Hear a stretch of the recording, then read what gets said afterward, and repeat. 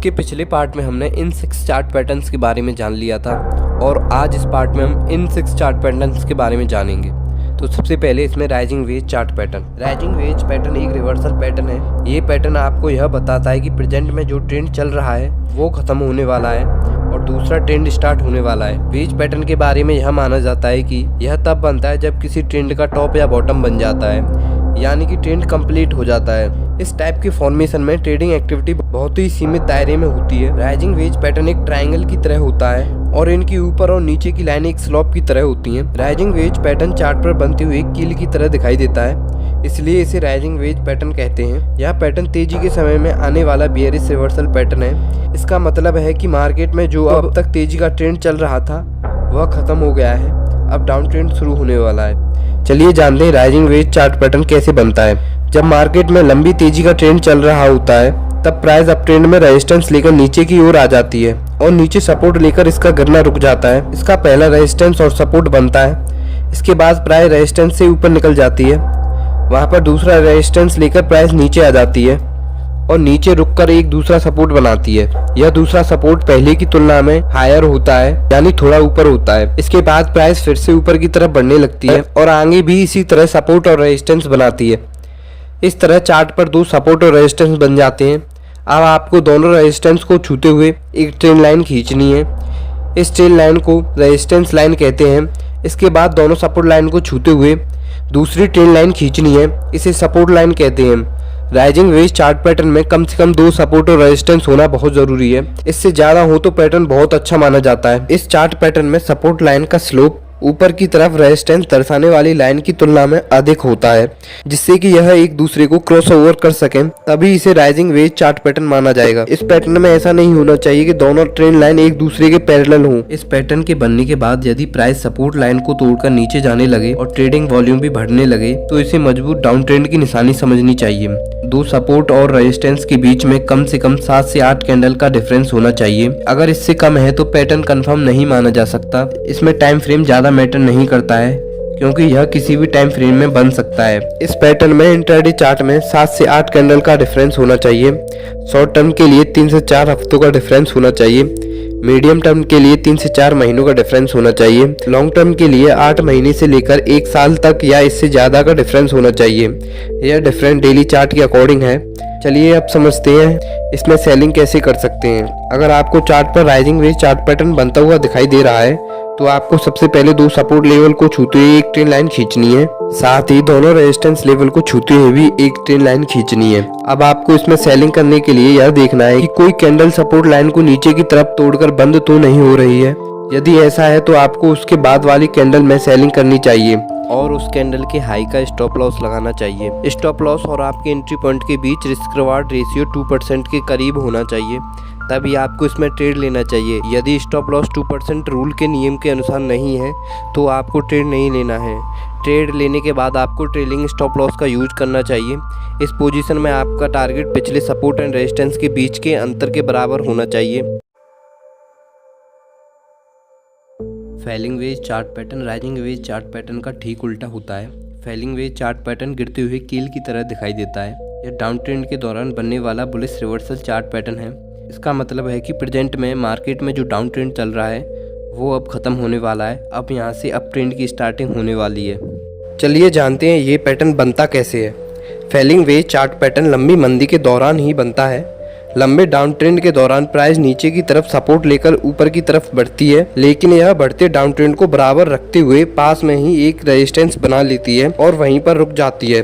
इस प्रकार पहला रेजिस्टेंस और पहला सपोर्ट बनता है। इसके बाद प्राइस वापस से नीचे की दिशा में आने लगती है और पहले सपोर्ट से भी नीचे चली जाती है। वहां से प्राइस दूसरा सपोर्ट लेकर फिर से ऊपर की तरफ आ जाती है। थोड़ा ऊपर जाकर प्राइस कुछ समय के लिए रुक जाती है और दूसरा रेजिस्टेंस बनाती है। प्राइस फिर से नीचे की तरफ आने लगती है। दूसरा रेजिस्टेंस पहले रेजिस्टेंस की तुलना में लोअर होता है। इस प्रकार आपको चार्ट पर 2 सपोर्ट और 2 रेजिस्टेंस मिलेंगे।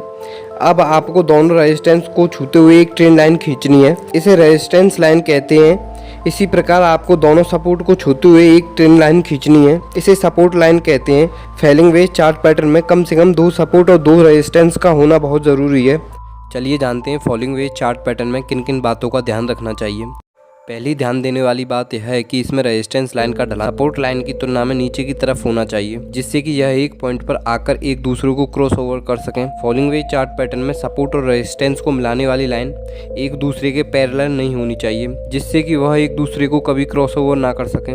अगर ऐसा होता है तो ये पैटर्न कभी कंफर्म नहीं माना जा सकता।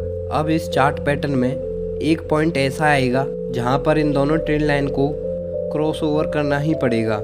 अब इसमें ध्यान देने वाली बात यह है कि प्रत्येक सपोर्ट और रेजिस्टेंस लेवल पिछले सपोर्ट और रेजिस्टेंस के कंपैरिजन में नीचे होने चाहिए। यदि दो या दो से अधिक सपोर्ट और रेजिस्टेंस बनते हैं और ऊपर नीचे की ट्रेंड लाइन को छूते हैं तो इससे फॉलिंग वेज चार्ट पैटर्न की एक्यूरेंसी बढ़ जाती है। जब price falling veg chart pattern बनाने के बाद रेजिस्टेंस लाइन को तोड़कर उसके ऊपर जाने लगती है, तब अगर ट्रेडिंग वॉल्यूम बढ़ने लगे तो इसे मजबूत तेजी की निशानी समझनी चाहिए। दो सपोर्ट और रेजिस्टेंस के बीच में कम से कम 7 से 8 कैंडल का अंतर होना चाहिए। अगर इससे कम हो तो इसे एक ट्रस्टेड चार्ट पैटर्न नहीं माना जा सकता। इस प्रकार फॉलिंग वेज चार्ट पैटर्न में पैटर्न की रचना होती है। इस चार्ट पैटर्न के साथ टाइम फ्रेम का इतना ज़्यादा महत्व नहीं है। यह पैटर्न प्रत्येक टाइम फ्रेम में बन सकता है और अच्छी तरह काम भी करता है। लिए जानते हैं दो सपोर्ट और रेजिस्टेंस के बीच में कितना डिफरेंस होना चाहिए। अगर आप फॉलिंग वेज चार्ट पैटर्न को इंट्राडे चार्ट में देख रहे हैं तो सपोर्ट और रेजिस्टेंस के बीच में 7 से 8 कैंडल का डिफरेंस होना चाहिए। इसी तरह शॉर्ट टर्म ट्रेडिंग के लिए इस पैटर्न में 3 से 4 सप्ताह का डिफरेंस होना चाहिए। मीडियम टर्म के लिए 3 से 4 महीनों का डिफरेंस होना चाहिए। इसी तरह लॉन्ग टर्म इन्वेस्टिंग के लिए 7 से 8 महीने या इससे ज्यादा का डिफरेंस होना चाहिए। यह तीनों नियम डेली चार्ट के अकॉर्डिंग है। चलिए जानते हैं इसमें बाइंग कैसे करते हैं। शेयर बाइंग से पहले हमेशा रिस्क रिवॉर्ड रेशियो और स्टॉप लॉस का यूज जरूर करना चाहिए।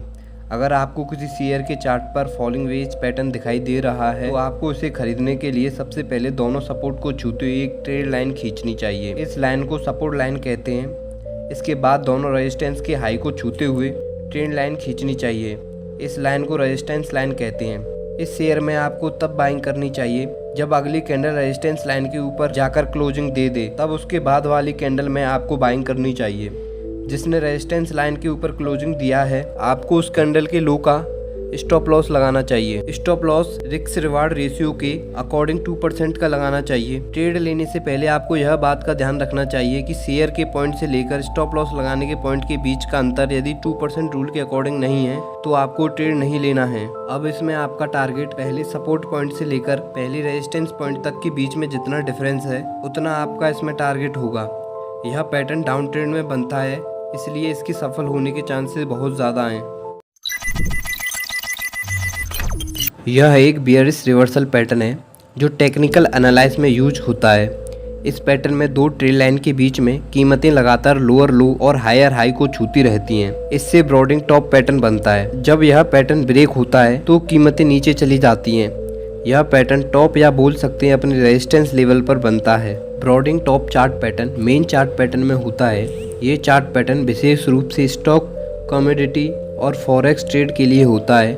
यह पैटर्न उल्टे मेगाफोन या चौड़े त्रिकोण जैसा दिखाई देता है। मेगाफोन आगे से कम चौड़ा होता है और आगे उसकी लंबाई और चौड़ाई बढ़ जाती है।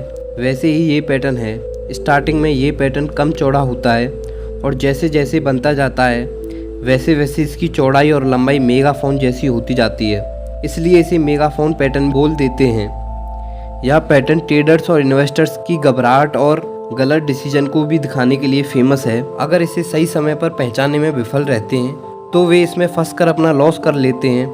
जब मार्केट में किसी सेफ प्राइस के बारे में कम समय के दौरान इन्वेस्टर्स और ट्रेडर्स के बीच कोई समझौता होता है तो यह समझौता बायर्स और सेलर्स को हाईएस्ट प्राइस पर बाइंग और सेलिंग में प्रॉफिट के लिए सूचित कराता है, यानी प्राइस में अंतिम हाई और मार्केट में अंतिम लो की ओर ले जाता है। यह चार्ट मेगाफोन के साइज जैसा दिखाई देता है। इसमें हाई टॉप और हाई लो दिखाई देता है, इसलिए इसे मेगाफोन चार्ट पैटर्न के रूप में भी माना जाता है। थॉमस बुकोव्स्की ने अपनी ट्रेडिंग पैटर्न में लिखा है कि ब्रॉडिंग टॉप पैटर्न केवल तभी पैटर्न को मान्य करता है जब उसे कम से कम दो छोटे लो या दो छोटे हाई मिलते हैं। मेगाफोन पैटर्न किसी भी डायरेक्शन में जा सकता है। ज़्यादातर ऊपर की तरफ यह तब डायरेक्शन लेता है जब कीमत पैटर्न के लो से हाई की तरफ या लो से नीचे की तरफ जाती हैं और जब कीमत ट्रेड लाइन को काटती हैं। चलिए समझते हैं इसकी पहचान कैसे करते हैं। सिक्योर प्राइस की कार्रवाई में इम्पोर्टेंट ऊपर या नीचे की ओर प्राइस के जाने के बाद ब्रॉडिंग टॉप पैटर्न होता है। इस पैटर्न की पहचान करना आसान है, हालांकि यह कठिन लगता है जब चौड़ी होती हुई ऊंचाई और चढ़ाव को जोड़ने वाली दो ट्रेड लाइन एक दूसरे से अलग हो जाती हैं, तो यह ब्रॉडिंग टॉप पैटर्न का संकेत है। यह ध्यान रखना इम्पोर्टेंट है कि ऊपरी ट्रेड लाइन आरोही होनी चाहिए, यानी ऊपर की तरफ उठती हुई और चौड़ी होती हुई जानी चाहिए, जबकि निचली ट्रेड लाइन इसकी अपोजिट होनी चाहिए। सबसे सिंपल ब्रॉडिंग पैटर्न एक बहुत लंबे अप ट्रेंड के लास्ट में होता है और यह संभावित डाउन ट्रेंड की भविष्यवाणी करता है। टॉप पैटर्न टेक्निकल एनालिसिस करने से कई खुलासे होते हैं। मेगाफोन पैटर्न बहुत कम ही होता है, लेकिन ट्रेडर्स और टेक्निकल विशेषज्ञ इसके संकेतों को सबसे विश्वसनीय मानते हैं। यह मार्केट में चल रहे ट्रेंड को बदल देता है। अब जानते हैं कि इसमें ट्रेड कैसे करना है। टेक्निकल एनालिसिस करने में ब्रॉडिंग टॉप पैटर्न का यूज करते टाइम एक इन्वेस्टर अलग अलग तरह की ट्रेडिंग रणनीतियाँ चुन सकता है।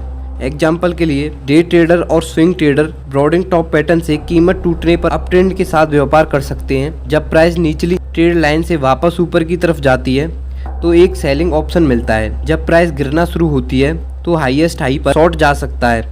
इसी तरह जब कीमत तीसरी बार निचली ट्रेंड लाइन को छूते हैं तो एक बाइंग अपॉर्चुनिटी मिलती है। जैसा कि हम जानते हैं ब्रॉडिंग फॉर्मेशन प्राइस को घटाता और बढ़ाता है, क्योंकि वे एक क्लियर डायरेक्शन में आगे नहीं बढ़ता है। यही कारण है कि ये पैटर्न आमतौर पर ज्यादातर लॉन्ग टाइम इन्वेस्टर और ट्रेंड ट्रेडर्स के लिए मंदी वाले होते हैं, जबकि दूसरी तरफ स्विंग ट्रेडर या डे ट्रेडर के लिए इस पैटर्न की ट्रेडिंग रणनीतियों का प्रयोग कर हमेशा प्रॉफिट में होते हैं, क्योंकि वे किसी और चीज पर भरोसा किए बिना मार्केट से लाभ कमाना चाहते हैं। ये चार्ट पैटर्न पिछले चार्ट पैटर्न का ठीक अपोजिट होता है। यह भी एक रिवर्सल चार्ट पैटर्न है जो कि डाउन ट्रेंड में बनता है। चलो इसके बारे में डिटेल में जानते हैं। यह पैटर्न तब बनता है जब शेयर के हायर हाई और लोअर लो एक सीक्वेंस में बनते हैं, जिससे चार्ट पर व्यापक प्रभाव पैदा होता है। इस पैटर्न का यह संकेत होता है कि बिक्री का दबाव कमजोर हो रहा है और खरीदार आगे आने लगे हैं। ऐसा कहा जाता है कि इस पैटर्न को यह नाम इसलिए मिला है क्योंकि यह चार्ट एक चौड़ी बनावट की तरह दिखता है। कभी कभी इस पैटर्न को मेगाफोन बॉटम या रिवर्सल सिमेट्रिक ट्रायंगल भी कहा जाता है। यदि यह पैटर्न पहली नजर में मंदी वाला लगता है तो यह वास्तव में यह तेजी का संकेत होता है। यह दर्शाता है कि शेयर में तेजी आ रही है और इसके आगे भी ऊंचे हाई पर जाने की संभावना है। जब आप देखते हैं कि स्टॉक की कीमत पैटर्न के टॉप से ऊपर पहुंच गई है तो यह बाइंग का अच्छा टाइम है। शेयर में तेजी आने की संभावना है और आप अपने जोखिम को कम करने के लिए हाल के ही निचले पॉइंट के ठीक नीचे स्टॉप लॉस का यूज कर सकते हैं। टेक्निकल एनालिसिस के लिए सबसे इम्पोर्टेंट बात यह है कि बाजार की प्रेजेंट की कंडीशन की अच्छी समझ हो। इसमें आपको जानना होगा कि बाजार ऊपर जा रहा है या नीचे, ताकि आप उसके अनुसार बाइंग और सेलिंग कर सकें। एक ट्रेडर के फॉर्म में आपकी सक्सेस के लिए आपको मौजूदा बाजार की स्थितियों को जानना जरूरी है। इस पैटर्न की बनावट तो ट्रेड लाइन के मिलने से होती है, जिसमें ऊपर वाली ट्रेड लाइन को रेजिस्टेंस के नाम से जाना जाता है और दूसरी ट्रेड लाइन को सपोर्ट लेवल के नाम से जाना जाता है, जो कि नीचे की तरफ होती है। ये दोनों ट्रेड लाइन एक बॉटम और टॉप को आपस में जोड़ती हैं, पर इसमें आपको ध्यान देने वाली बात यह है कि इसकी बनावट में कम से कम 2 छोटे हाई और 2 छोटे लो पॉइंट होने चाहिए। निचले वाला पार्ट जितना चौड़ा होगा ये पैटर्न उतना ही अच्छा होगा। इससे आप कम समय में ज़्यादा प्रॉफिट बना सकते हैं। चलिए अब समझते हैं इसमें बाइंग कैसे करते हैं। इसमें बाइंग करने के लिए 2 तरीके हैं। पहला तरीका ऊपरी ट्रेंड लाइन के ऊपर के ब्रेकआउट का इंतजार करना है। इससे यह पुष्टि हो जाएगी कि ट्रेंड उल्टा गया है। स्टॉप लॉस को हाल के निचले पॉइंट से नीचे रखा जा सकता है। पैटर्न पर ट्रेड करने का दूसरा तरीका ब्रेकआउट पॉइंट पर पुल बैक का इंतजार करना है। यह ज़्यादा कंजर्वेटिव एंट्री प्रदान करेगा। जैसे कि मैंने पहले बताया है, ब्रॉडनिंग बॉटम एक अप ट्रेंड सिग्नल है। इसका मतलब है कि अगर यह डाउन ट्रेंड के निचले पार्ट में बनता है तो आप बाइंग सेटअप कर सकते हैं। अगर आप इसमें लॉन्ग ऑर्डर देने की सोचते हैं तो आपको जल्दी करने की जरूरत है। जैसे ही ब्रेकआउट होता है आप अपनी एंट्री ऑर्डर देना शुरू कर सकते हैं। फिर आपको स्टॉक पर बहुत बारीकी से नजर रखनी चाहिए। यह पैटर्न टेक्निकल एनालिसिस में यूज किया जाने वाला एक पैटर्न है। इसे रिवर्सल इंडिकेटर के रूप में डिवाइड किया जाता है। राउंडिंग टॉप शेयर के टॉप या रेजिस्टेंस लेवल पर बनता है और ये डाउन ट्रेंड का संकेत देता है। यह भी एक रिवर्सल पैटर्न है। ये अप ट्रेंड के दौरान बनता है, जैसा कि आप चार्ट में देख सकते हैं। इसको पहचानने के लिए आपको एक अप ट्रेंड फाइंड करना होगा, क्योंकि यह पैटर्न शेयर के टॉप पर बनता है। राउंडिंग टॉप का एक अलग स्वरूप होता है। यह पैटर्न नीचे की तरफ ढलान वाले वक्र की तरह दिखता है। राउंडिंग टॉप पैटर्न का ग्राफ बनना सीधा है। अब ट्रेंड के बाद इस पैटर्न को पहचानें, फिर एक ट्रेंड लाइन बनाएं जो दोनों तरफ सपोर्ट को टच कर रही हो। अब आपको इसमें ट्रेड करने के लिए पहले पैटर्न की पहचान करनी है, फिर एक ट्रेड लाइन ड्रॉ करनी है। इसके बाद जब कैंडल इसको ब्रेक कर देगी तब आप इसमें एंट्री बना सकते हैं। इसमें आपका स्टॉप लॉस हाल ही में ब्रेक की गई कैंडल का हाई होगा और इसका टारगेट ट्रेंड लाइन से रेजिस्टेंस तक के डिफरेंस जितना होगा, इस टाइप से इसमें आप ट्रेड ले सकते हैं। राउंडिंग बॉटम गिरते बाजार में बनने वाला एक बुलिश रिवर्सल चार्ट पैटर्न होता है। इसका मतलब यह है कि बाजार में गिरावट रुक जाएगी और तेजी आएगी। इस पैटर्न की वजह से आप इंट्राडे ट्रेडिंग और शॉर्ट टर्म ट्रेडिंग नहीं कर सकते। इसका यूज कम टाइम की ट्रेडिंग के लिए नहीं किया जा सकता। इसका उपयोग केवल लॉन्ग टर्म ट्रेडिंग और इन्वेस्टमेंट के लिए किया जाता है। चलिए समझते हैं ये पैटर्न बनता कैसे है। इस पैटर्न के अलावा अन्य पैटर्न दो चीजों से मिलकर बने होते हैं, अप ट्रेंड और डाउन ट्रेंड से। लेकिन राउंडिंग बॉटम में तीनों ट्रेंड होते हैं, अप ट्रेंड, डाउन ट्रेंड और साइडवेज ट्रेंड। इन तीनों ट्रेंड के पूरा हो जाने के बाद यह पैटर्न बनता है। जैसा आप देख रहे हैं कि बाजार डाउन ट्रेंड, लोअर लो और लोअर हाई बनाते हुए जा रहा है। यह गिरावट की चाल बहुत धीमी होती है। मंदी का ट्रेंड रुक जाने के बाद बाजार में साइडवेज ट्रेंड शुरू होता है। जब यह ट्रेंड शुरू होता है बाजार में वॉल्यूम नहीं होती है। साइडवेज ट्रेंड खत्म हो जाने के बाद मार्केट में अप ट्रेंड शुरू हो जाता है। अप ट्रेंड शुरू हो जाने के बाद उस स्पीड से ऊपर की तरफ जाती है, इस स्पीड से डाउन ट्रेंड में आई थी। ऊपर जाते वक्त प्राइस हायर हाई और लोअर हाई बनाती हुई जाती है। अंत में जब यह पैटर्न बन जाता है तब वह एक हाफ सर्कल की तरह दिखाई देती है। इस पैटर्न के बनते समय वॉल्यूम का भी एक पैटर्न तैयार होता है। लॉन्ग टाइम का चार्ट पैटर्न होने की वजह से इसमें वॉल्यूम का कोई महत्व नहीं होता है। यह चार्ट पैटर्न आपको मंथली और वीकली चार्ट पर बड़ी आसानी से दिखाई देगा। चलिए अब समझते हैं how to trade with rounding bottom chart pattern. जब प्राइस अपने लो से 30% ऊपर चला जाए तब हमें इसे खरीदना है। यह 30% मंदी के 100% के होने चाहिए। अब आप इसमें दो तरह से ट्रेड ले सकते हैं। अगर आप पता लगा सकते हैं कि राउंडिंग बॉटम पैटर्न बनने वाला है, या जब इस पैटर्न का डाउन ट्रेंड कंप्लीट हो जाता है और ये पैटर्न अपने साइडवेज फॉर्म में होता है, तो आप इस पैटर्न की सपोर्ट लेवल पर बुलिश कैंडल देखकर आप इसमें एंट्री बना सकते हैं। और इसका दूसरा तरीका, प्राइस अपने रेजिस्टेंस लेवल को टच कर ले, तब आप रेजिस्टेंस लेवल के ब्रेकआउट होने के बाद अपनी एंट्री बना सकते हैं। इस तरह आप इसमें ट्रेड ले सकते हैं और इसमें आपका टारगेट सपोर्ट लेवल से रेजिस्टेंस लेवल के बीच जितना डिफरेंस है उतना इसमें आपका टारगेट होगा।